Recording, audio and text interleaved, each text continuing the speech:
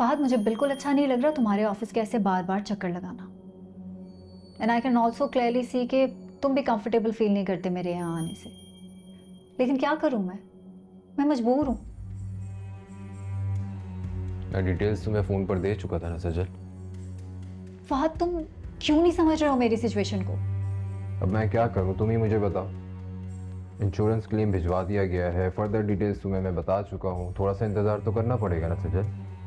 अगर मेरे बस में होता तो मैं कब का ये सारा काम करवा चुका होता। तुम खफा हो रहे हो, जबकि खफा तो मुझे होना चाहिए ना। नुकसान भी मेरा हो रहा है और बातें भी मुझे को सुनने को मिल रही हैं। Great. Look, I am really sorry, मैं खफा नहीं हो रहा हूँ तुमसे। It's okay Fahad. काश मुझे पहले पता होता कि ये तुम्हारी कंपनी से ऑर्डर प्लेस हो रहा है, मैं पहले ही कैंसिल कर देती इसे। और मुझे अच्छी तरह अंदाजा है कि तुम्हारा रवैया मेरे लिए इतना डिसरिस्पेक्टफुल क्यों है। तुम अपनी कंपनी के बाकी क्लाइंट से तो इस टोन में बात नहीं करते होगे ना। इनफैक्ट तुम्हारे क्लाइंट्स अगर तुम्हारे ऑफिस में आ जाएं तो एक कप चाय तो पूछते ही होगे तुम उन्हें। मैं तुम्हारे लिए चाय मंगवाता हूँ। रहने दो। देखो सजल, तुम नाराज मत हो प्लीज। तुम भी मेरे लिए उतनी ही रिस्पेक्टफुल हो जितने मेरे बाकी सब क्लाइंट्स। गलत कह रहे हो तुम्हें क्या लगता है अंधी हूं मैं? तुम्हारे चेहरे पे खौफ ना साफ नजर आता है। तुम्हारे और मेरे ताल्लुक का अनम को ना पता लग जाए इस खौफ से तो तुम आंखें मिला के बात नहीं करते मुझसे। देखो सचिन, बात सीधी और साफ।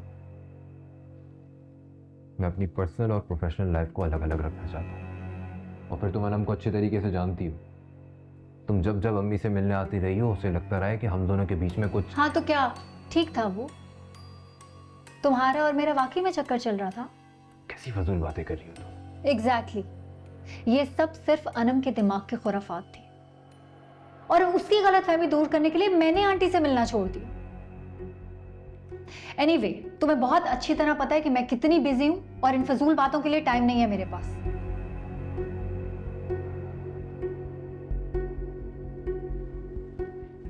देखो सजल, अनम को सेटिस्फाई करना बहुत मुश्किल है और मुझे अभी इस बात का डर है कि कहीं उसे यह ना पता चल जाए कि तुमने जो मशीन्स ऑर्डर की हैं वो मेरे थ्रू की गई हैं।